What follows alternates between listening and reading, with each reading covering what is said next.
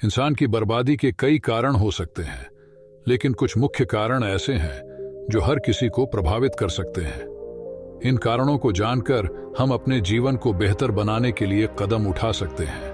आज मैं आपको यह कहानी बताने जा रहा हूं कि इंसान की ऐसी कौन सी गलतियां होती हैं जो इंसान को बर्बाद कर देती है। अगर हम अपनी बर्बादी का कारण जान लें तो हम अपने जीवन को खुशहाल बना सकते हैं। बहुत समय पहले की बात है, एक नगर में एक धनी सेठ रहा करता था। उस सेठ के पास सभी प्रकार की सुख सुविधाएं थी, लेकिन उसके कोई संतान नहीं थी। संतान के दुख में वह हमेशा चिंतित रहता था। फिर एक दिन उसे पता चला कि उसकी पत्नी गर्भवती है और वह अपनी पत्नी का बहुत ख्याल रखता था। इसीलिए एक दिन उसके घर एक बेटे का जन्म हुआ। पुत्र जन्म से सेठ बहुत खुश हुआ। कोई कसर नहीं छोड़ी। उसका बेटा देखते ही देखते बड़ा हो गया। तब सेठ ने अपने बेटे को गुरुकुल भेजने का फैसला किया ताकि वह पढ़ लिख कर विद्वान बन सके। ज्ञान प्राप्त करने हेतु गुरुकुल भेज दिया था। गुरुकुल में वह बच्चा अच्छे से पढ़ाई करता था और अपने गुरु की सभी आज्ञाओं का पालन करता था। ऐसे में वह बच्चा धीरे धीरे वहां का सबसे होनहार छात्र बन गया। गुरुकुल में बालक ने सभी वेद, पुराण और शास्त्रों का अध्ययन किया और एक महान विद्वान बन गया। लेकिन कहते हैं ना कि समय कब बदल जाएगा ये कोई नहीं जानता। ऐसे ही एक दिन किसी प्राकृतिक आपदा के कारण उसके माता पिता की मृत्यु हो गई, और जब उसके माता पिता की मृत्यु हुई तो बच्चे की शिक्षा पूरी नहीं हुई थी। और जब बच्चे ने खबर सुनी कि उसके माता पिता अब इस दुनिया में नहीं है और उसका सब कुछ बर्बाद हो गया है, तो लड़का इस सांसारिक मोह में बह गया। इसके लड़के ने कहा कि गुरुकुल से अपनी शिक्षा पूर्ण करने के बाद वह अपना पूरा जीवन लोगों की भलाई में बिताएगा। फिर जब बालक की शिक्षा पूरी हुई तो उसके बाद बालक साधु बन गया और वह सांसारिक चीजों से दूर हिमालय के जंगल में चला गया। अध्यापन को विश्राम देते हुए समय के साथ उनके सन्यासी की चर्चा चारों ओर होने लगी और दूर दूर से लोग उनके पास शिक्षा लेने के लिए आने लगे। और बहुत से लोग अपनी समस्याओं का समाधान पाने के लिए भी उनके पास आने लगे। वह समस्याओं का समाधान बड़ी आसानी से कर देता था, जिससे वह पूरे राज्य में प्रसिद्ध हो गया। परंतु जिस नगर में वह रहता था वहां का राजा क्रूर व्यक्ति था। जब राजा को तपस्वी के बारे में पता चला तो उन्होंने तपस्वी से मिलने का फैसला किया। अगली सुबह राजा तपस्वी से मिलने के लिए अपने महल से निकल गया और फिर वह उसकी कुटिया की ओर गया। और वहां पहुंचकर राजा ने जब उसे साधु के रूप में देखा तो वह उसे देखता ही रह गया। उसके चेहरे पर एक अलग ही तेज था। जब वह साधु के पास पहुंचा तो उसे असीम शांति का अनुभव हुआ। साधु को प्रणाम किया और उसके पास बैठ गया और उससे बातें करने लगा। वह राजा पहली ही मुलाकात में साधु के व्यक्तित्व से इतना प्रभावित हुआ कि उसी समय से उसने अच्छाई के रास्ते पर चलने का फैसला कर लिया। और मैं सोचने लगा कि इतनी सी मुलाकात में यह साधु मुझे इतना बदल सकता है, तो ऐसा हमेशा रहेगा। यदि तुम मेरे साथ रहोगे तो मेरा जीवन बदल जाएगा। और यह सोचकर राजा साधु से अपने महल में चलने का अनुरोध करने लगा। राजा का आग्रह सुनकर सन्यासी माना नहीं कर पाया और वो राजमहल चलने को तैयार हो गए। तब राजा सन्यासी को महल की ओर ले गए। महल पहुंचकर राजा ने साधु की बहुत खातिरदारी की और उसके बाद राजा ने साधु को एक दाहिने कमरे में भोजन कराया। भोजन के समय साधु ने राजा को धन्यवाद दिया और राजा से जाने की अनुमति मांगी। यह सुनकर राजा ने कहा कि आप हमारे बाग में जब तक चाहे तब तक रह सकते हैं। आपको यहाँ किसी भी प्रकार की असुविधा नहीं होगी और आप यहाँ रहेंगे तो हमारे लोगों को भी अच्छा लगेगा और हमें भी अच्छा लगेगा। यह सुनकर साधु ने राजा का प्रस्ताव स्वीकार कर लिया। राजा के आदेशानुसार सेवकों ने एक सुंदर कुटिया बनाई। उसके बाद साधु उसी कुटिया में रहने लगा। राजा ने उनकी बहुत सेवा की, लेकिन कई वर्षों के बाद राजा और रानी को किसी जरूरी काम से दूसरे राज्य में जाना पड़ा।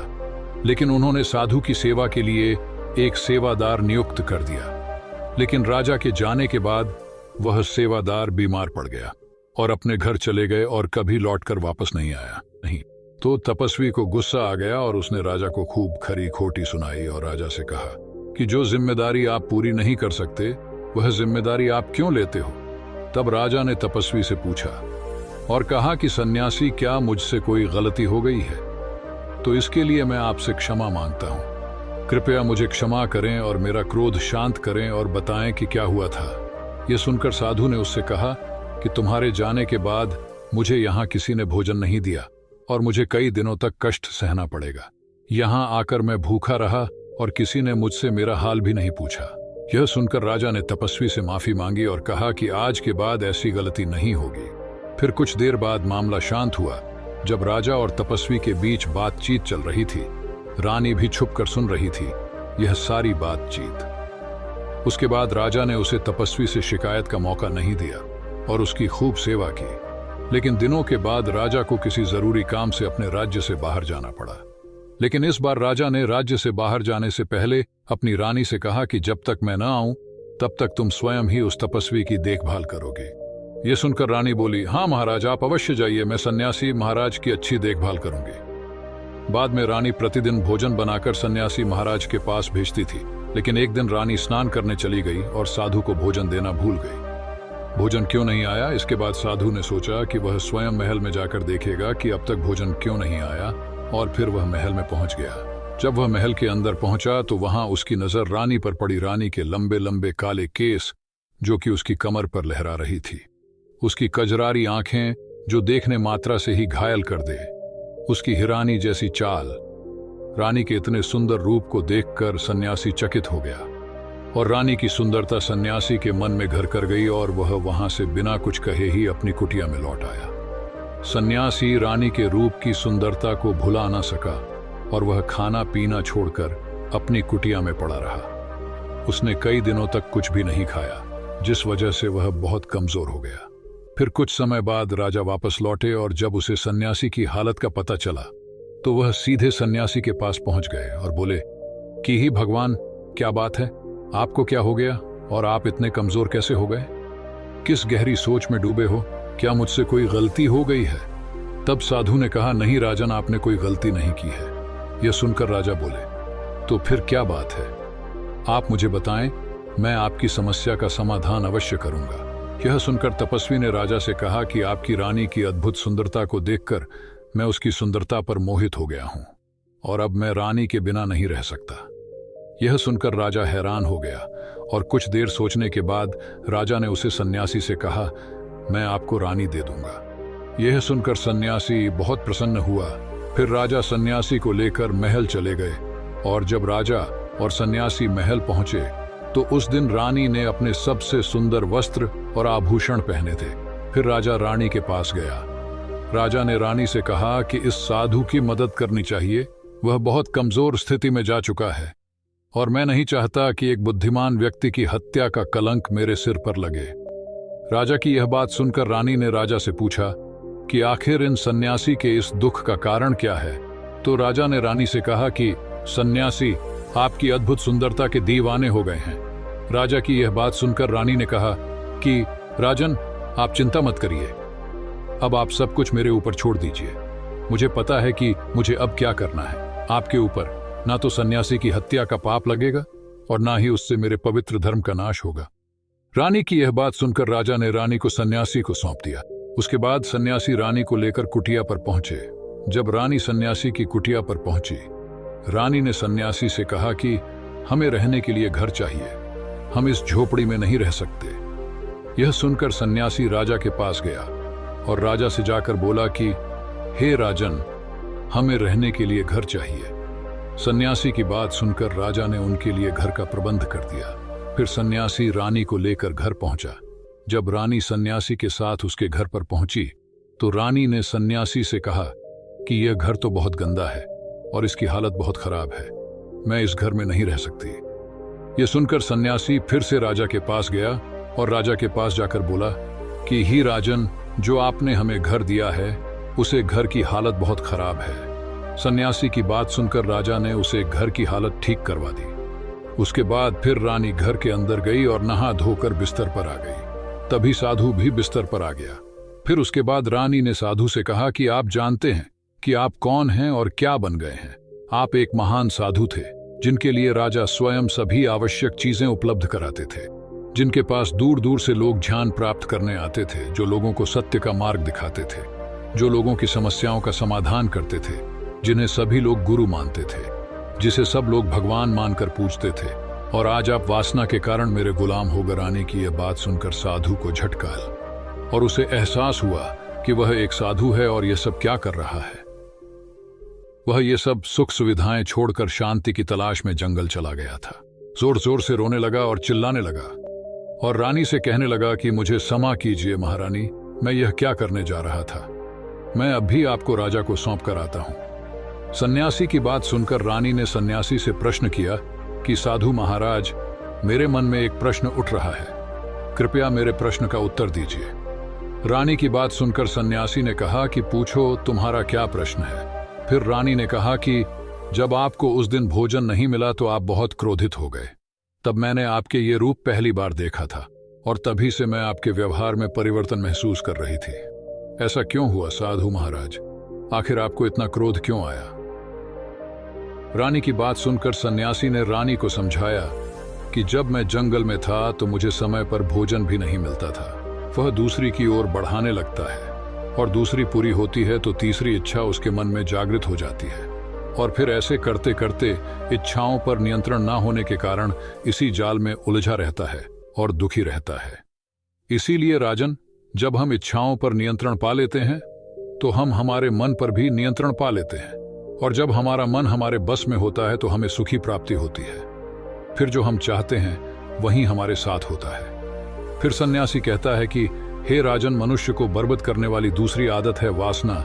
वासना का जन्म हमारे मन में उठने वाली इच्छाओं से होता है। जिस प्रकार इच्छा का कोई अंत नहीं होता और मनुष्य वासना के जाल में फंसता ही चला जाता है, वासना के वशीभूत होकर मनुष्यों को कुछ भी नजर नहीं आता है। आज तक जितनी भी लड़ाइयां हुई है उनका सबसे बड़ा कारण स्त्री को पाने की इच्छा ही रही है। स्त्री के प्रेम में वशीभूत होकर राजा महाराजाओं ने आज से पहले बहुत सारे युद्ध किए हैं। रावण भी संसार का सबसे बुद्धिमान व्यक्ति था, लेकिन उसने भी माता सीता की सुंदरता की जाल में फंसकर अपना सब कुछ बर्बाद कर लिया। उसकी मृत्यु का कारण एक स्त्री ही बनी थी। कई राजा महाराजा तो युद्ध में इसलिए हार गए क्योंकि वो लोग स्त्रियों से रासलीला रचने में ही रह गए।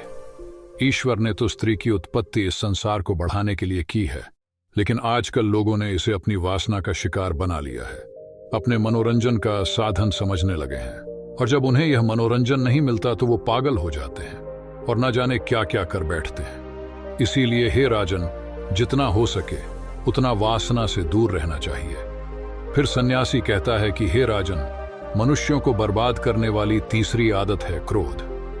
क्योंकि जब मनुष्य की वासना की पूर्ति नहीं होती है तो उसके अंदर क्रोध उत्पन्न हो जाता है और जब व्यक्ति को क्रोध आता है तो उसे पर उसका नियंत्रण नहीं होता है और फिर वो क्रोध में आकर कहीं गलत निर्णय ले लेता है। वो दूसरों को भला बुरा कह देता है, गलियां निकल देता है और जब उनका क्रोध शांत होता है तो उन्हें अपनी गलती का एहसास हो जाता है, लेकिन तब तक तो सब कुछ बर्बाद हो चुका होता है। क्रोध के कारण मनुष्य के कई बने बनाए काम भी बिगड़ जाते हैं। जब मनुष्य के भीतर क्रोध उत्पन्न होता है तो वो अंदर से बहुत कमजोर हो जाता है और एक कमजोर मनुष्य कुछ भी नहीं कर सकता है, उसे कभी भी सफलता हासिल नहीं हो सकता है। क्रोध हमारे भीतर तनाव को उत्पन्न करता है और अगर एक बार हम तनाव में चले गए तो हमारा पूरा जीवन बर्बाद हो जाता है। फिर सन्यासी कहता है कि हे राजन, मनुष्य को बर्बाद करने वाली चौथी आदत है लालच। हे राजन, लालच का फल सदैव बुरा होता है। लालच में पड़कर हम बहुत से लोगों का बुरा कर देते हैं। हर मनुष्य के जीवन में कभी न कभी ऐसे लालच अवश्य आते हैं जब वह लालच कर बैठता है और अधिक पाने की लालसा में वह कुछ ऐसा कर बैठता है जिससे जो उसके पास था वह उसे भी गवा देता है। क्योंकि जैसे ही व्यक्ति की एक इच्छा पूरी होती है उसका लालच बढ़ जाता है और उसके मैन में और कई जन्म लेने लगती है। जो व्यक्ति लालच करता है वह कामयाबी से कोसों दूर रहता है, क्योंकि एक ना एक दिन लालच का दुश्मन सामने आता ही है। अगर हम समय रहते ही लालच को त्याग दें और उसकी जाल में न फंसे तो हम एक सफल व्यक्ति अवश्य बन सकते हैं। फिर अंत में सन्यासी राजा से कहता है कि हे राजन, अगर मनुष्य चारों आदतों को छोड़ देता है तो उसे जीवन में सफल होने से कोई नहीं रोक सकता। जो इन आदतों को नहीं छोड़ता है उसे जीवन में बर्बाद होने से कोई रोक सकता। मैं एक सन्यासी होकर इसकी जाल में फंस गया था तो सामान्य मनुष्य तो इससे बच नहीं सकता। इसीलिए हे राजन, मनुष्यों को इन आदतों से हमेशा बचाना चाहिए।